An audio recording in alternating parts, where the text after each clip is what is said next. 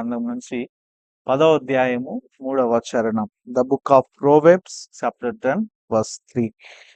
యెహోవా నీతిమంతుణ్ణి ఆకలిగొన్నీయుడు, భక్తిహీనుని ఆశను భంగం చేయును.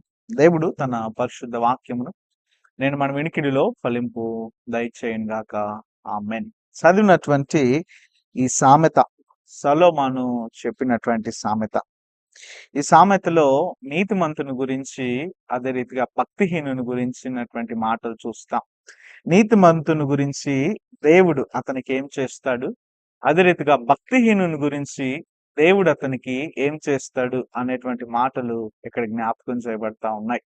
నీతిమంతునికి దేవుడు ఆకలిగొననీయనటువంటి స్థితిని కలుగు చేస్తాడనే మాట చూస్తూ ఉన్నాం.